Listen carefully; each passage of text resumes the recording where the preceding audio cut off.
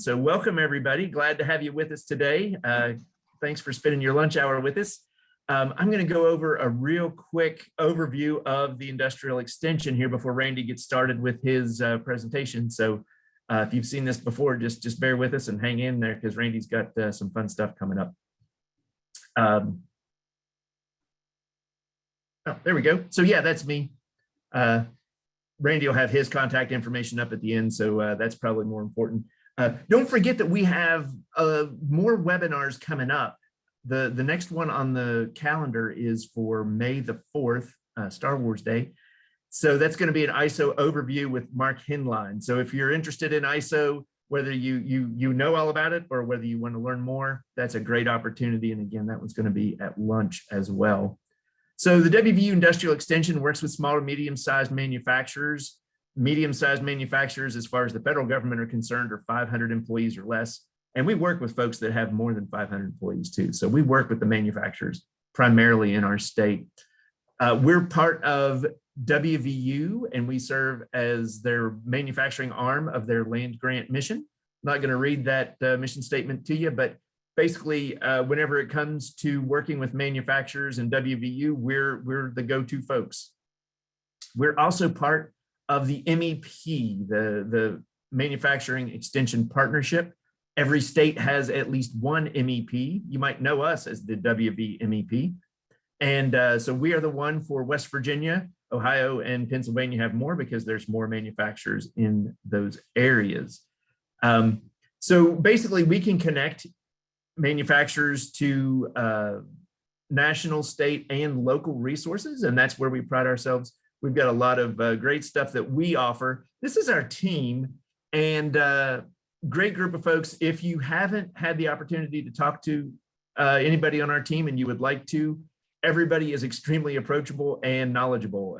I joke all the time that we've got a team full of superstars that there must be a weak link on there somewhere, and I'm afraid that it might be me because I haven't found it yet from some of the other guys. Stacy is our director.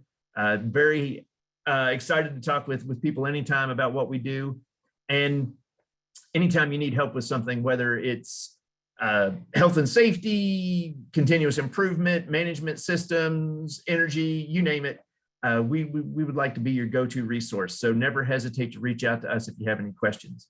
So that's a real quick overview of the WVU Industrial Extension, but now I'm going to just turn it over to Randy because that's what you guys are here for. All right, perfect. Let me share my presentation.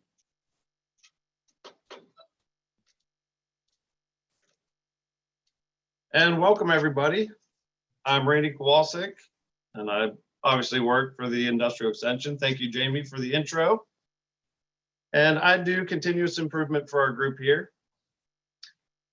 And I worked in industry for about 10 years, started off in the plant, and I was able to move myself up into a management position and manage the operations. So I am going to jump right on into this. So today we're going to do a continuous improvement overview. And then we'll talk about some engagement, buy-in, how to get people bought into the process, how to identify a problem, some places to start, and barriers to success. All right, so what is continuous improvement? And it's based on a concept known as Kaizen. You guys might have heard of that. And basically, it gives you a way to continually get better. So you want to get your operation in the best position possible. And we all talk about, hey, we want to make these things better, but it gives you a kind of a plan to walk through and do a decent job at moving through that process instead of just throwing things at people and saying, hey, we got to get better here, but how do we do those things? So you focus on what the customer wants, but also a great place to start is eliminating waste and focusing on your value-added activities and trying to minimize your non-value-added activities.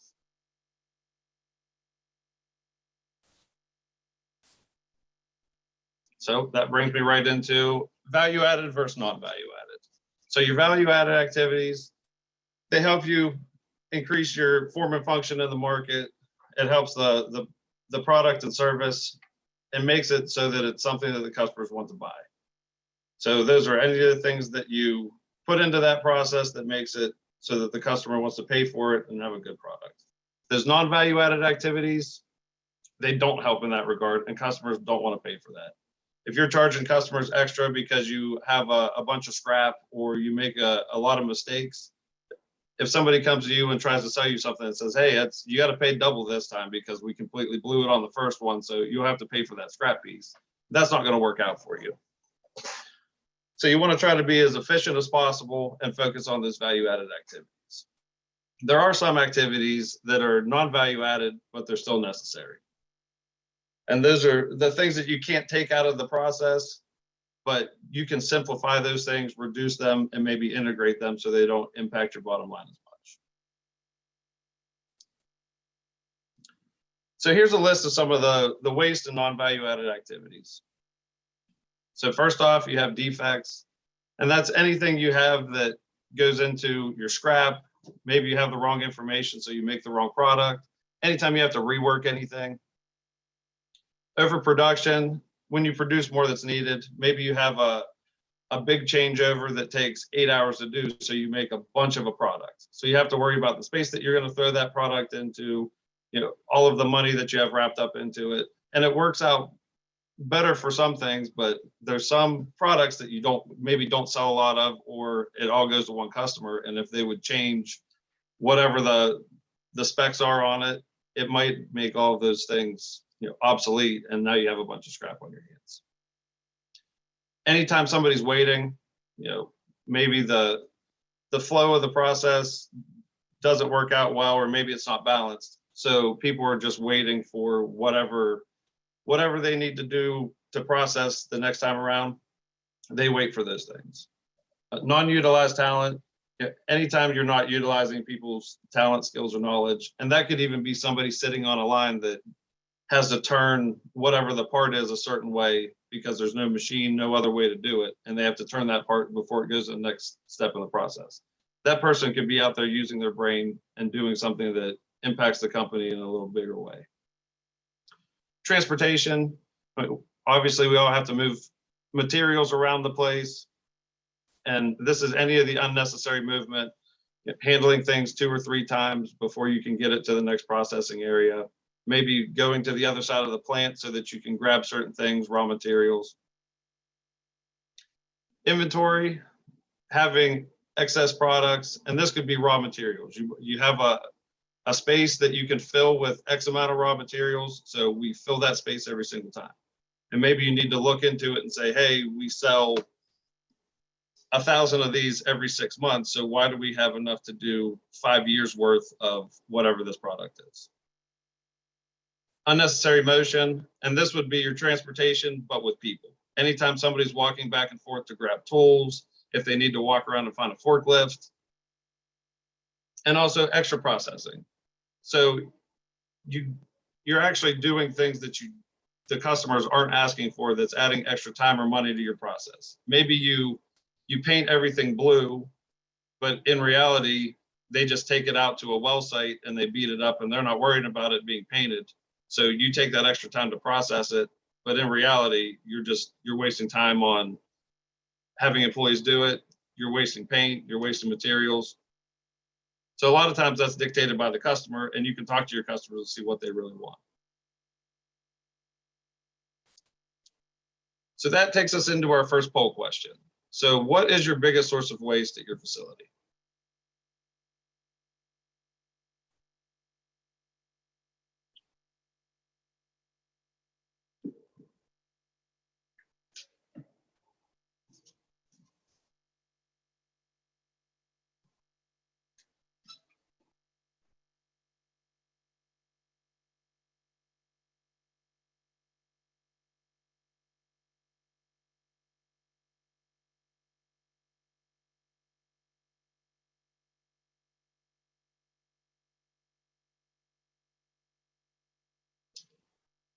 All right, so it looks like our winners are waiting, wasted motion, and then everything else has a little bit in between.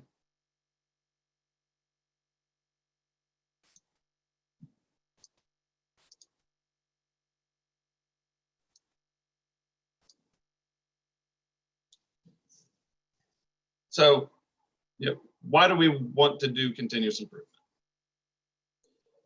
So you can eliminate your bottlenecks once you work through the process and figure out where your bottlenecks are at. You can use some of the tools that I'll give you in a little bit here on eliminating those bottlenecks and trying to balance the workflow.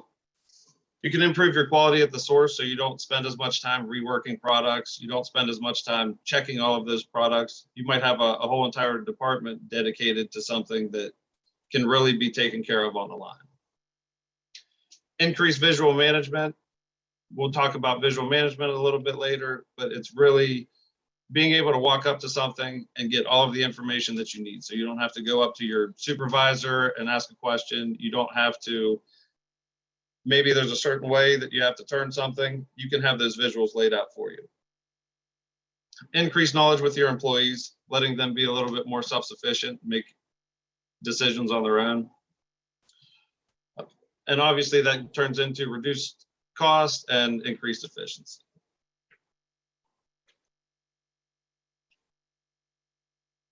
So some of the misconceptions about continuous improvement: the standardized work takes away creativity. And I hear that a good bit whenever I go into plants. We make different products every time. There's no way to really standardize any of this work. But a lot of times if you talk to the supervisors, management, people on the floor, there is a certain way that they do things every single time. It might change a little bit at certain areas, but if you don't standardize that work, it'll make it hard for you to make any improvements because you don't have a baseline to really see if you've made an improvement, or maybe whatever you put in place doesn't have any impact. If you standardize that work and you get people working the same way, you'll be able to make those improvements. And there's also, I hear a lot, we have a guy that's been here 30 years, he does it a certain way and it's way faster than everybody else that gets trained after that. Well, if he has a secret to the trade, why don't we see what that is, and let's make that part of the standard so everybody can get up to that level, and then the whole department can be efficient and work in a way that maybe opens up a little time to do some of the things that we talk about that we never have time to take care of. Another one is, it's just about squeezing more out of people.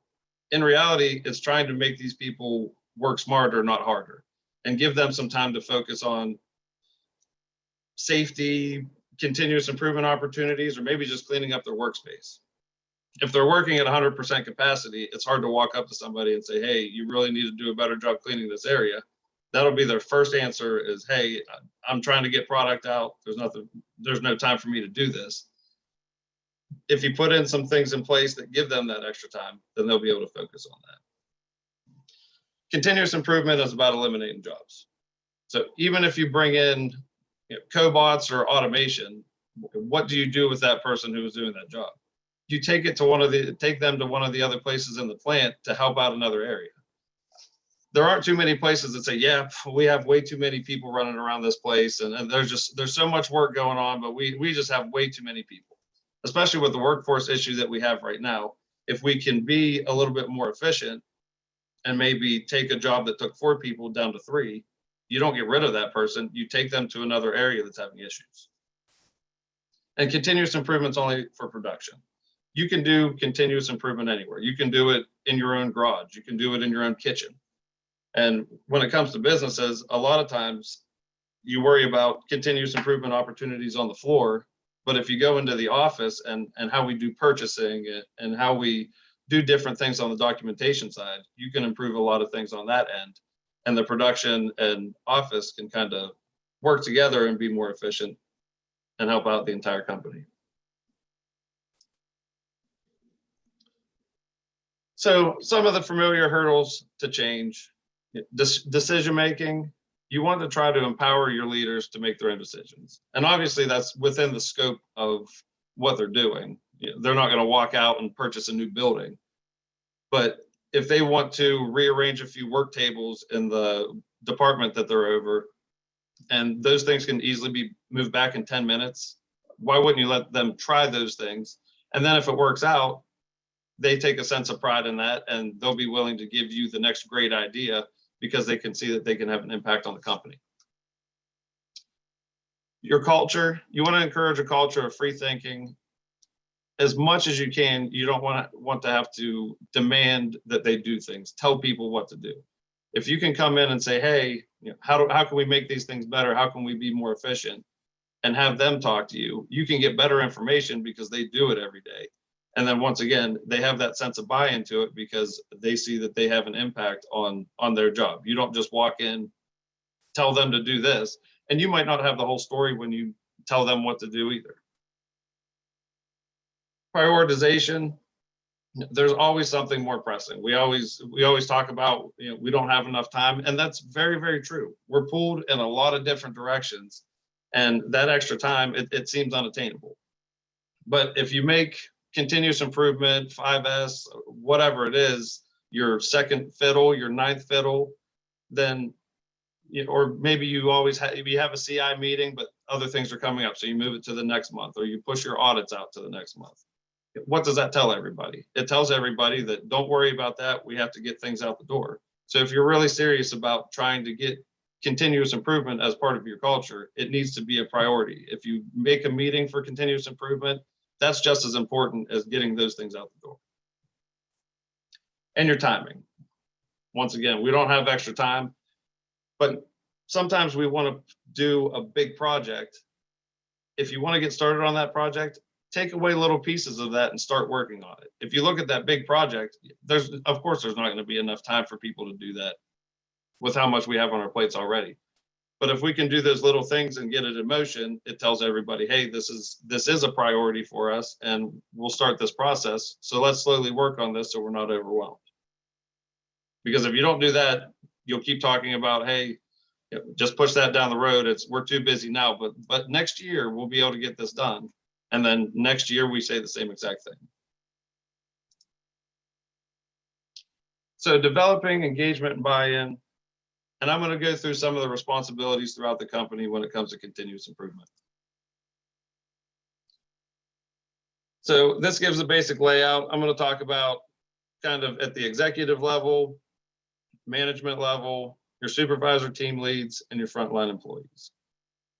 Of course, this isn't how it works for every single company. Companies are different sizes and have different setups. So you might see this and realize that some of your managers take care of some of these roles, but the basic idea is still there. So first off, your executive level, your high level, your president and whoever comes along into those meetings, they want to provide leadership by allocating resources. If they have this idea that they want to make continuous improvement part of what they do, but we can't allocate any time, any money, anything to that, you're kind of handcuffing the rest of the people. You want to make sure that you're open to it. Obviously, if somebody wants to buy a $1 million piece of equipment, maybe that's not the first place you start.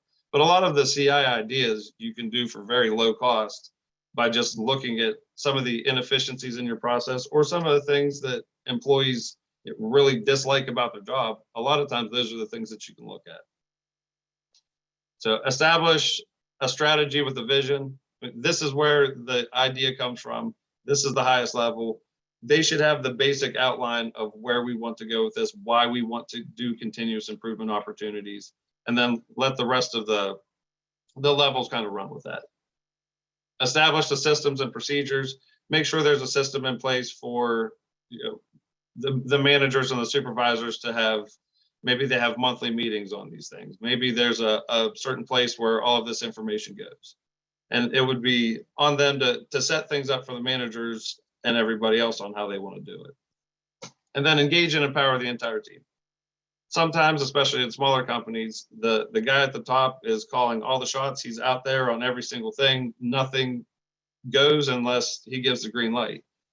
For continuous improvement to work, you need to engage and empower the entire team from top to bottom, because it's an awful lot to ask for the person at the top to listen to every single one of the decisions and make decisions on all of those things as you get continuous improvement going, because there's going to be a lot of different perspectives as they go along. So tell the managers what boundaries they're allowed to play in and let them go. Management, they're responsible for implementing the actual initiatives, coming up with a plan and getting that down to the supervisors so they can make sure it happens on the floor. You want to monitor and manage the continuous improvement performance. And that also goes into ensuring the improvements are sustained. If you monitor those things and make sure that they're actually happening on the floor, that will help with the sustainment of everything. If the manager just says, okay, supervisors, frontline employees, you guys go run with this and tell me how it goes next year, more than likely you'll have some people that are on board and they're willing to make those changes, but some other people might not be willing or might be adverse to change. So you want to make sure that everybody's on the same page and doing these things. And then your managers tend to be in charge of what training everybody gets. So make sure that those frontline employees are trained. If implementing 5S is what you want to do next, make sure that those frontline employees are trained in some form or fashion on what 5S is. If you have a continuous improvement plan, they should know what those things are.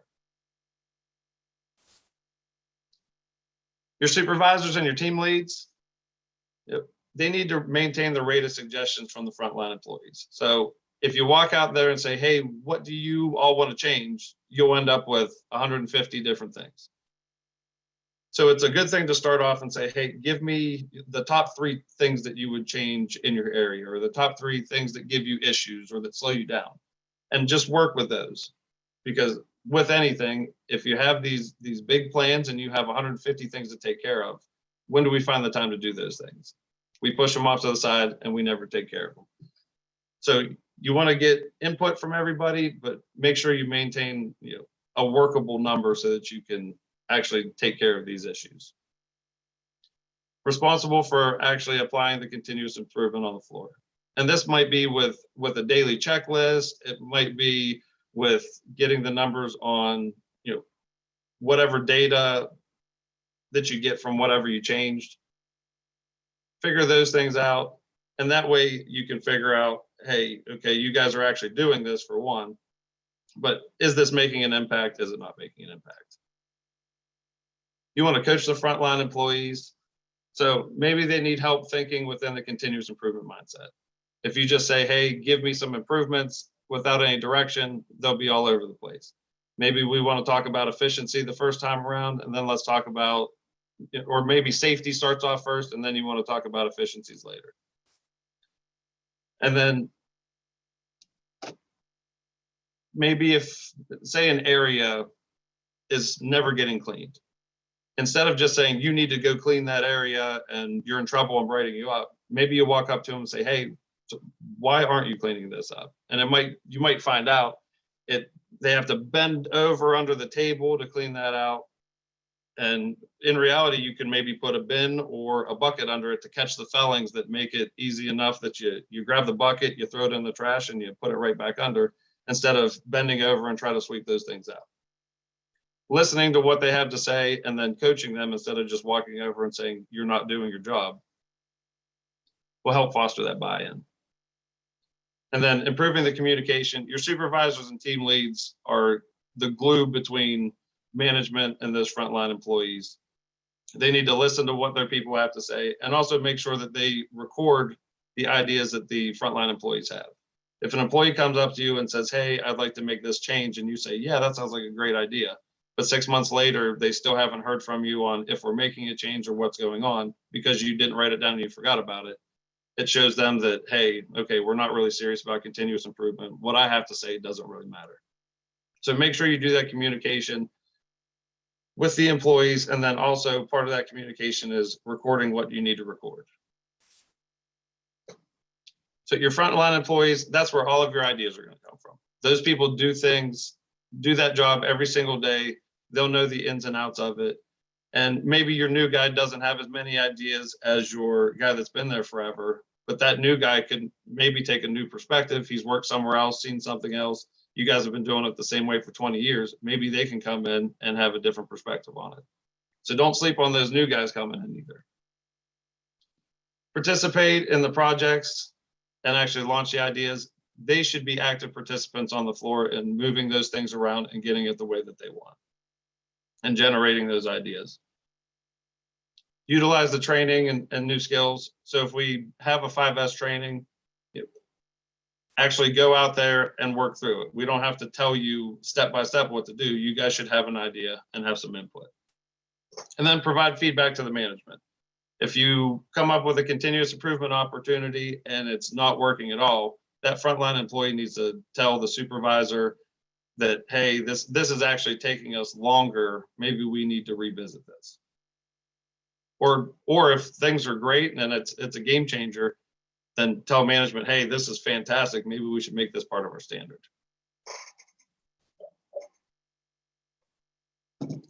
So this is just a summary and an overview of how things kind of line up.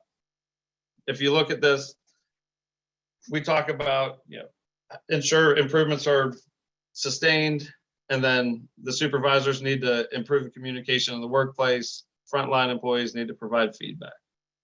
Executives are engaging and empowering the entire team.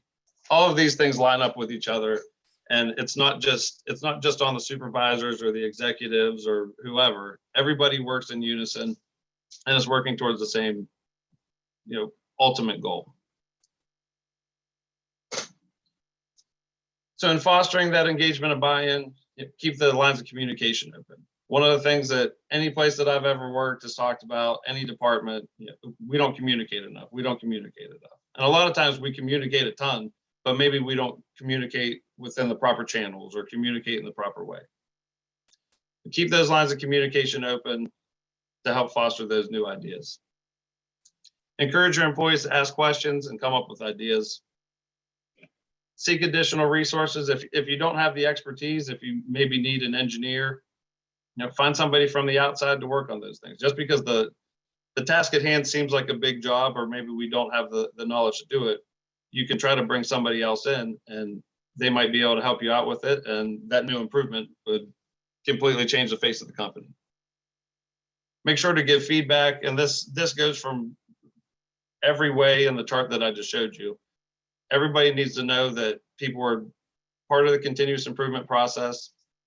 And they also need to make sure they know that things are working or things are not working. Be consistent. If you want to have a monthly meeting to kind of hash these things out, that's what you want to do. If you want a certain sheet where they need to fill things out on whenever they have an idea, just make sure you're consistent so people know what to do.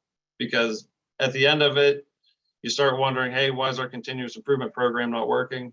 Next thing you know, it's because people say, well, I don't know I needed to do that. And then embrace failure. You'll make mistakes along the way. Mark those down so that you don't make those mistakes again, but that's part of the process. Sometimes you think you have a great idea with continuous improvement and it ends up being a total bust, but you can take little pieces of that worked and maybe come up with a great idea on your next round. So identifying the problem. I'm sure a lot of people here have heard about 5 why. And it's a great way to start off on identifying a problem that you know pretty much exactly what the issue is, but you don't know why that issue is happening. So maybe you had some rework that needed done, and you can go into that and say, okay, well, why was that rework done? We made a mistake in production. Why did we make that mistake in production? They were sent the wrong instructions. Why were they sent the wrong instructions? We don't have any fail safes in our system to stop when somebody gets sent a wrong piece of information. So that ends up being your root cause. You go back into it and try to figure out how to solve that problem. You put it in motion and then see if you have any issues down the road. If it's a big problem that could have multiple ways to be solved, multiple root causes, and you don't really know where to start, a fishbone diagram is a great place to start. So you start off with the 6 M's, which is man, method, material, machine, measurement, and Mother Nature. So these give you an outline on where your problems might fall. So you get in a group, you start talking about issues with the personnel. So in this example, there's late pizza deliveries on the weekend, so they have some absenteeism. Go into the method, they take orders poorly. Material, they're running out of ingredients. So you work through all of that, And then those issues that you come up with, you can then use 5Y to get to the root cause and start taking care of some of those issues. So you might end up with 12 different issues. And the best thing to do is whatever group that you had with you, divide that amount of people by 3, and then take that many causes and try to work through 5Y and make that your plan for continuous improvement. And then don't forget about the other things that you put down on that paper, save that somewhere. And then once you work through the first couple, bring in some other ones and start working through that process. And hopefully by the end of it, you've taken care of everything you could on whether it's late pizza deliveries or scrap rework. So once you have an issue, you know, we want to get more efficient on this line. We have a continuous improvement program that's lacking. Maybe we want to start some things up again. So here's some places to start. So we already talked about BuyIn a little bit. This is the house of lean. So the house of lean, you don't have to be caught up in lean manufacturing. A lot of people say, well, we don't want to be lean. We don't want to go through all those things. But I look at this as a toolbox. If you have an issue and there's no way that you can really figure out to start with the issue or how to take care of that, you can go into this toolbox and say, okay, here we go, plant layout. Maybe it's visuals. Maybe we could use a 5S system. This gives you an outline to start your continuous improvement journey. So I'll dig into some of these now. Some of the ones that we could basically do at any company and help out. So first off is process mapping. So processes are the DNA of all of your companies. But there's 3 sides to every process. So what we think the process is, what the process actually is, and what we want the process to be. Making this process map lays out what the standard is for your process. So you might think that people on the floor are doing it a certain way. And once you go out on the floor and see how they're doing it, you realize, hey, they're missing these steps here, or maybe they already came up with improvements, but now they're not part of the standard. If you map these processes out, you not only get to see how the process flows, but it gives you a visual to work through where maybe you can see, okay, we have a bottleneck at the 5th step in the process. You can see what goes into that process before and after and kind of come up with a plan for how you can attack that issue.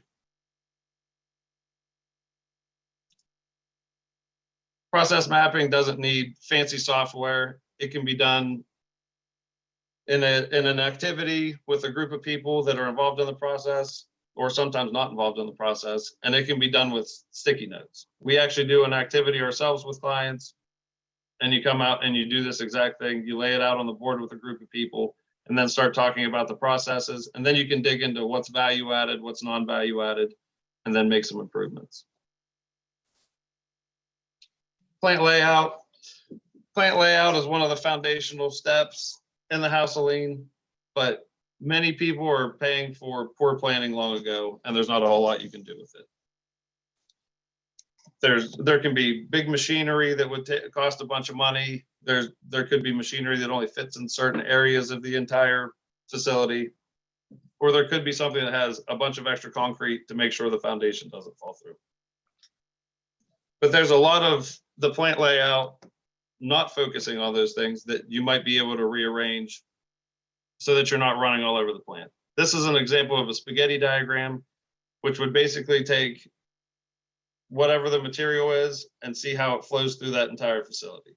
As you can see from this one, it's bouncing all around. It's going to the same place twice. So once you do the spaghetti diagram and figure out how much distance the products are moving and how much time is wasted, you can start seeing if you can rearrange those things to make it a little bit more efficient. Five S is a workplace organization technique. And also, I like to have it focus on efficiency. People look at 5S, if you know what it is, and they think, oh, it's about cleaning our facility. But it's a lot more than cleaning. You try to set up the workplace efficiently so that people aren't walking all over the place. And that can cut down on some of our waste that we talked about earlier in the webinar. So I'm going to go into 5S a little bit just to give people who don't know about it an idea. So the first S is sort. It's basically getting rid of the things that you don't need or use. When in doubt, sort it out. You take those things that you don't use, or maybe it's things that you only use once a month that all of the workers have right on their carts. Can we take that item and move that on out to a shelf? Because if you have to walk up and grab it once a month, how much does that really impact it? That thing might sit right in the middle of their work area and they work around it all day long. And then things that they use 50 times a day, they might walk 10 steps every single time to go get it. Well, that adds up over a day, over a month, over a year. After you sort everything out, you want to set things in order. So this is where the efficiency comes into play. Put things in an area that makes sense. If you use something all the time, you don't want to bend, you don't want to move, you just want to be able to grab that. You want to set things up so that you can visually tell, and this is where shadow boards come into play, or also set up like this. You'll be able to look at this and say, hey, somebody took my screwdriver, they must have needed it somewhere else, before you start digging into another job. And this can cut down on the amount of times that people are saying, hey, we need to buy another screwdriver, or we need to buy another wrench because I can't find mine, somebody took mine.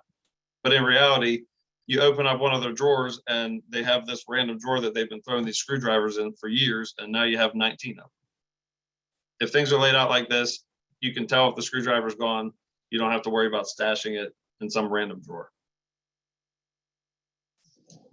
The next step is shine, and I think this is what most people think of. Hey, we're cleaning everything up. We clean the floor, the place looks great. Hey, the CEO's coming in from Texas. We need to get this place cleared out, cleaned up. So let's shut the thing down for a couple of days. The shine step, every day whenever the plant employees go home, everything should be cleaned up, look nice, so that whenever that employee or the CEO comes in, you don't shut the place down. Things look nice. You might need to sweep up a couple things, check it over, but for the most part, it's all done. But the other part of this is actually taking care of the reasons why those messes are made. So in this picture here, on the left, it's a disaster. You can tell that there's leaks all over the place. If you wipe that down and take all of that time, how long will it take before it looks like that again? A couple weeks, maybe a month, because if you don't take care of all those leaks, then you're not taking care of the actual problem. On the one on the right, they called in maintenance, they repaired everything. Now it doesn't leak and it can look like this for the foreseeable future. Standardization, this is where your daily checklist would come in. A lot of times your supervisors will have a checklist that makes sure all of the employees on the floor are doing what they need to do. And this basically just maps out what your cleaning plan is that you do every single day. If you're just cleaning up the mess you made today, it's not going to have a huge impact on the entire day. You don't have to shut it down for 2 hours at the end. A lot of times, you sweep up the little bit of a mess you made, you put your tools back, and you're done. And then sustaining's what most people say that they have the issue with. And this is where your audits come into play. So you would have your 5S champion, maybe you have some of your managers go around and do audits to make sure that those leads or supervisors are having their employees do the daily checklist. For 5S to work, there has to be a check and balance system because we all get busy. I don't think anybody tries to completely throw the program off, but everybody gets busy, so you push those things off. The next thing you know, the place is a disaster and you're not following. So it's important to have those audits. And then there's also a 5S communication board. These communication boards can be updated with, maybe on the inspection, you give people a scale from 1 to 10, 10 being the best job that they could do, 1 saying, hey, you're not following 5S at all. And you can post those things on the 5S board. You can post the routines of the workers on the 5S board so they never have to say, hey, I forget what I'm supposed to do. You can have the levels of achievement. You can put the team members on the board. So if there's an issue, you know who to talk to when you're in that department. All of this information doesn't need to be on it. You can pick and choose whatever you need. Maybe you just want a 5S, have what the 5S's are on your board, and you throw that thing up there. Whatever you want on this board to communicate it. The important thing is make sure you update these things as you go along. If you want people to look at them and they're supposed to be updated on the 1st and they never get updated, then people will just stop looking at these boards and they don't serve much of a purpose. So a couple photos from a couple 5S sessions. The first photo on the top left, that looks pretty good. And I think that looks like what a lot of us have. We put things on a shelf, it's basically organized. But if you add a couple bins, a couple labels, and get everything actually organized so that one thing's in each bin, it makes life a lot easier for people coming in to get parts, bolts, whatever it might be. The one in the middle, the place looks like a disaster. There's things all over the place. You take the time to mark it down and you realize, hey, we actually have a good bit of space around here once we started taking the things out that we don't need. And the last picture looks like your standard storage closet. Some things are thrown up in there. The ladder's sitting in the way of the shelf. You have to move that every time. Once again, you get some more bins, you get things organized. Hey, we need some more shelf space. Let's put another shelf up. You get that organized. Those kind of things can pay for themselves in the time wasted for people sorting through those things. With 5S comes point of view storage. It has its own block in the house of lean, but I think it goes hand in hand with 5S. If you have a coffee pot in your break room, but you keep all of the cups, the sugar, the stir sticks, and you put those on the other side of the office, you'll have a coffee mutiny on your hands in 2 seconds. You'll have people complaining, you'll have people stashing things in all of the different crevices in the break room. So your point of use is right next to that coffee pot. Bring those items next to the coffee pot. And we can have that same idea on the plant floor. So when it comes to the plant floor, the things that are used daily, put those right on the cart in the best position possible. No bending, no twisting, no moving. Once we start getting out to weekly, those would be those things that you try to store in the bottom shelf of your toolbox, or maybe you have it a little bit, it's in the work area, but it's a little bit off to the side. Those monthly items, get those things out on a shelf it can be in a common area. It can be in a place where they have to walk a little distance. But if you have one special order that you do once a month and they use this tool 7 times, why have that right in your prime real estate? Here's an example of point of use storage. I don't think this would work out really well for anybody. I think your critical supplies would be a great thing to put into that workstation.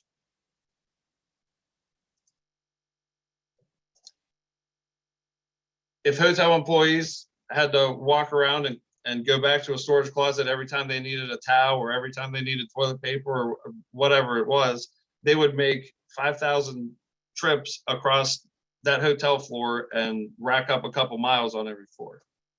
So they put everything on a cart and they wheel those around to each room and they have everything they need. And you can take those same ideals and apply those to the plant floor. Visual management, I brought it up earlier, communicating without speaking. So you want these visuals to tell the story for you so you don't have to ask any questions. It can be safety issues. If you don't want somebody to walk into an area, put maybe red means don't go in this area, put a red box around that area. I think parking lots are a fantastic example of this. Everybody's parked in a parking lot that doesn't have any lines on it. It's an absolute disaster. People end up parking in a circle, double park. If you're parked in the middle of it, you can't get out. And then all it takes is a couple lines on the ground and everybody knows exactly what they need to do. And this is a prime example. When you pull into a parking lot, you see lines, I know exactly where to pull into. And this can also apply to things on the floor that maybe a knob only needs to go a certain way, or maybe to start a machine, you need to hit 7 buttons, but there's 70 buttons over there. So you can mark those buttons. So if a new guy comes in, they don't have to walk over to somebody and say, hey, how do I fire this thing up?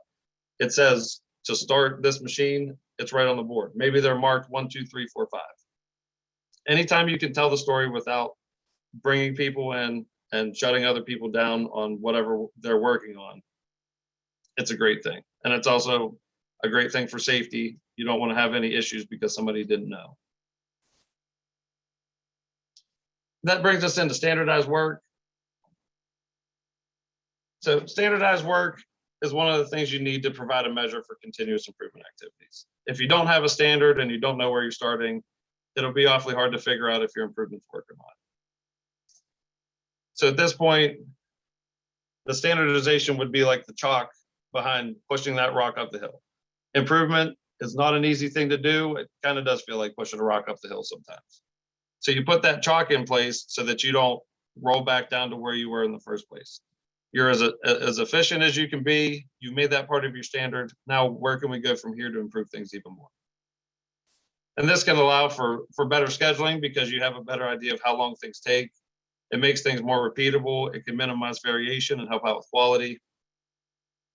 And that standardization is basically just documenting those exact work sequences, whatever those best practices are. And they come in three forms. The first is your standard operating procedures. So this is your basic framework, just a written document of your best practices. We've all seen the document. It'll have the purpose, the scope, the responsibilities. This keeps you at a high level.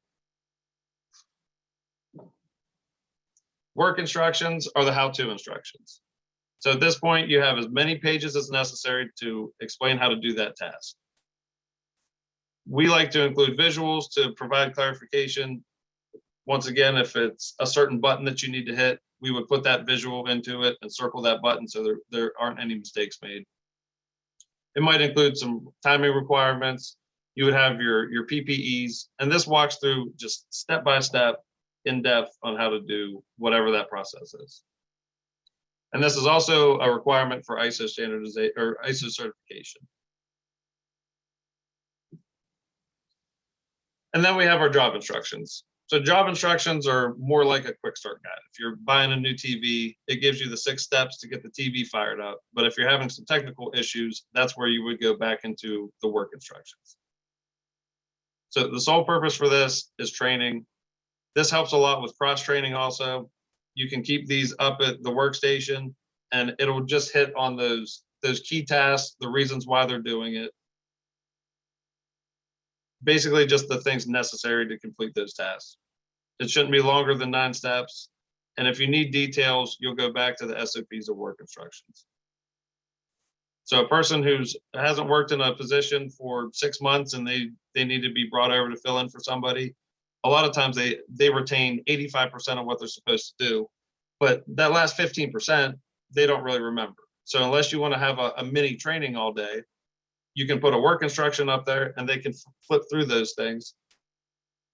They know exactly what they need to do, and it cuts out all of that extra time of retraining.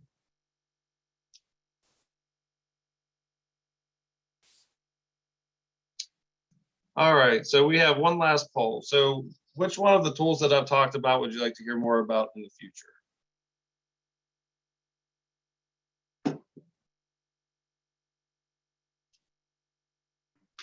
And Randy, while people are answering that, I wanted to remind everybody that you can put questions in the chat and we'll be discussing those at the end here.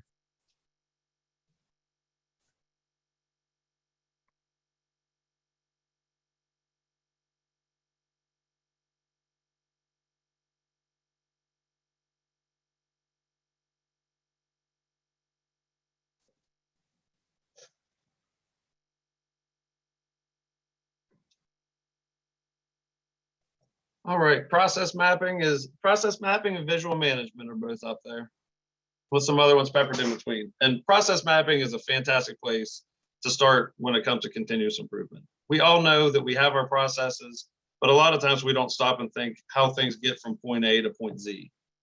So mapping that process out works out really, really well. And then from that point, you can build onto those other things, use those tools, and start making some continuous improvement changes.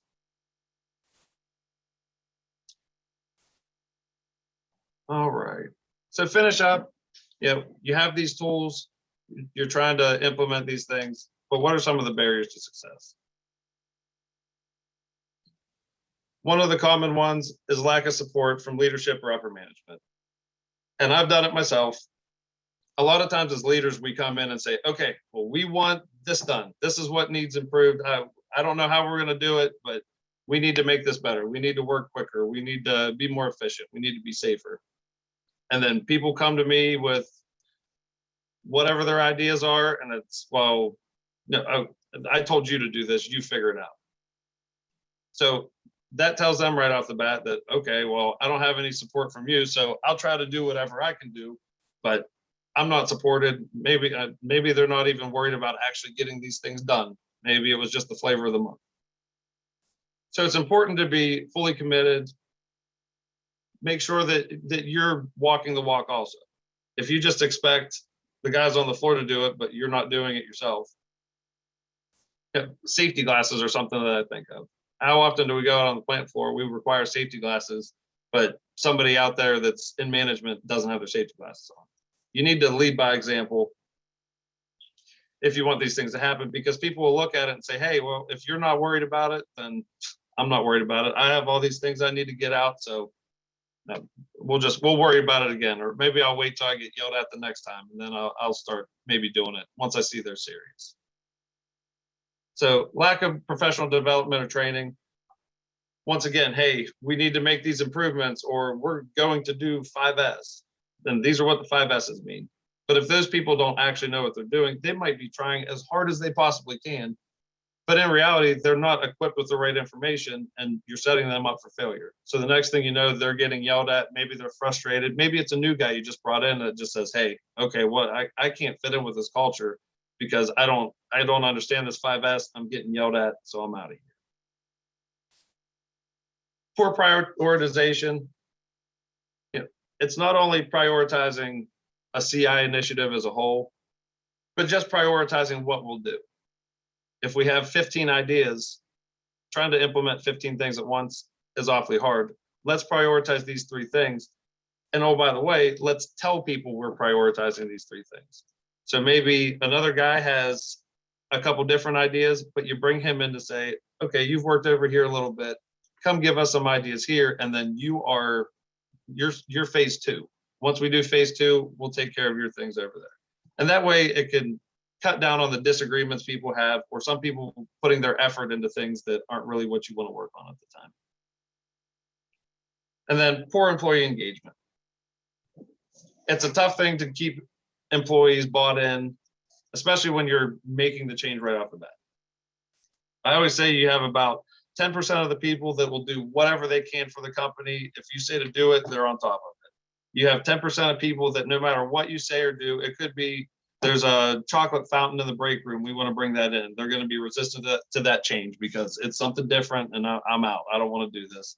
And then those people, that 80% in the middle, those people can sway either way. And they'll be somewhere on that spectrum. Those are the people that you want to sway. And if you are getting employee ideas, asking them what their biggest headaches are, and then doing something about those, keeping them engaged, keeping communication lanes open to show that you're doing things, or even sometimes if you can't do things, just tell them that you can't do it and why you can't do it. Maybe it's not in the budget this year. Having that communication is very important to having that buy-in, because I say that all the time. If they don't think you're worried about it, they're not going to worry about it themselves. They're going to get their stuff done. They're going to do a good job, and then they're going to hit the road at the end of the day. So don't focus on using the tools to find the improvements.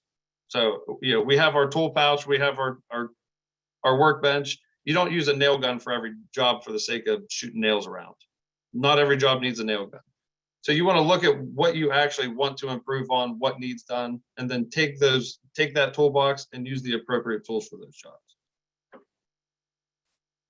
So the tools advance the improvement, advance things along, but they're not driving the improvement.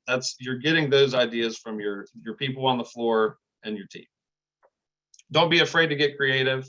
Creativity over capital is always the best way to go.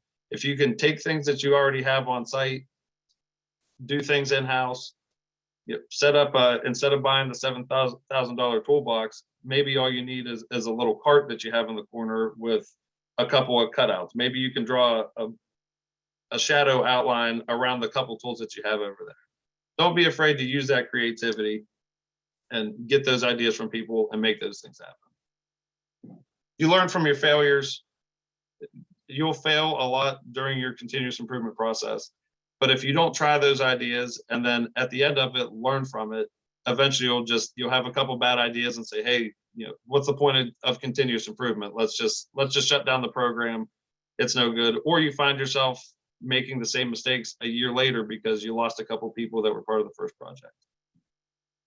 And then focus on the teamwork and brainstorming. I can't say enough that if those ideas come from the people on the floor, from management, from all of those different groups, and everybody's bought in, it's like a snowball, and those ideas will keep coming out, and the ideas will get better and better and better. And people, whenever somebody comes up with an opportunity, people will already start saying, okay, well, I'll take care of this part, you take care of that, and then at the end of the day, let's make this thing happen. Focus on those ideas and make sure that you're not negative about any ideas that are perceived as bad ideas. I've heard some pretty bad ideas throughout my career. A lot of times you can take snippets of that bad idea because their mind was in the right place. They just went out a little in left field. You can take those little snippets, have a conversation with them and say, hey, okay, these parts were good here. And what if we do this? And work with that person. And a lot of times you come up with something great at the end. All right. That is it for my presentation. Does anybody have any questions? Yeah, we got some questions here, Randy. Good to see you, James. And James says, when identifying an issue, and the issue is the 10% influencing the 80%, any suggestions on what to do? So the question is, what do you do that tells that 80% that we're moving in that direction? Because at some point, there needs to be a few things in place that says, hey, we're very, very serious about this. This is what we do. We follow this process. And sometimes it's getting those people into maybe a meeting. Maybe we have a continuous improvement meeting. That's where the issue is. They're not contributing to what we're trying to do. You get them into that meeting, let them hash out whatever they have, and then work through whatever they have. That might be an opportunity where you coach somebody because they just don't understand what you're doing. Maybe they're the ones thinking, okay, I'm trying to get my stuff done. You guys are worried about production. That's what I'm focused on. I don't have time for these other things. And then you talk to them a little bit, and then they say, hey, okay, well, if we're doing continuous improvement, here's a couple issues that I have on the floor, and nobody cares about what I have going on. But in reality, you just sat there, you never told anybody any of your problems, you complained about some things, but you never in a constructive way came in and said, hey, here's a few issues, and oh, by the way, I have an idea on how we can fix that and bring that to the table.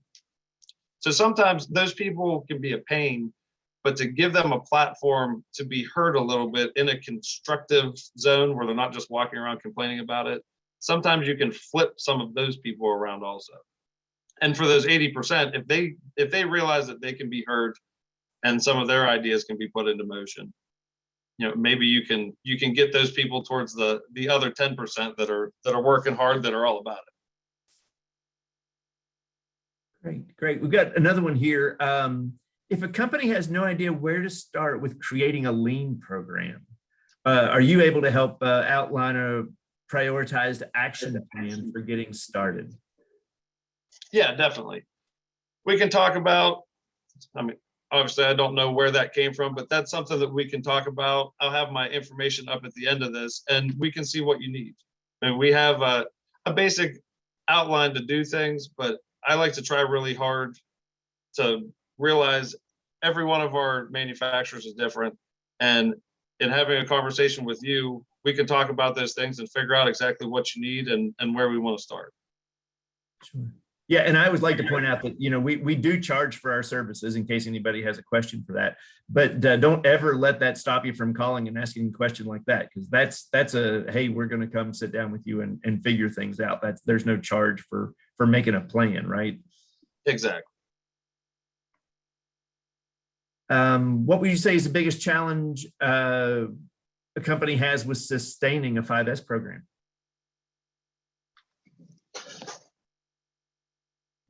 I think I went over that a little bit during the presentation, but the sustainment is always what people have issues with. And the biggest issue is we get busy. We have people leave. We have all of these different things that come up. And a lot of times 5S can be that second fiddle or ninth fiddle. It's something we do and we love it and we know it makes things better. But when things really get nitty gritty, okay, get that out the door. We're not worried about that. We got to get things out here. We will worry about that down the road. So then we don't do those checks and balances where the team leads or the supervisors are looking at doing the daily checklist and looking at what the plant employees are doing every day. And then your auditors don't have time to go out, so maybe they don't double check. And at that point, everybody's busy. So a couple different places, a couple departments we say fall through the cracks, and then somebody goes, hey, those guys over there aren't doing any 5S, so why do we got to do 5S?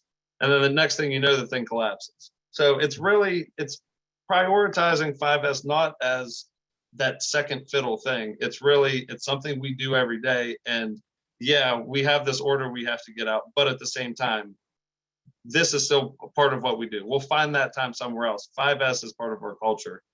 And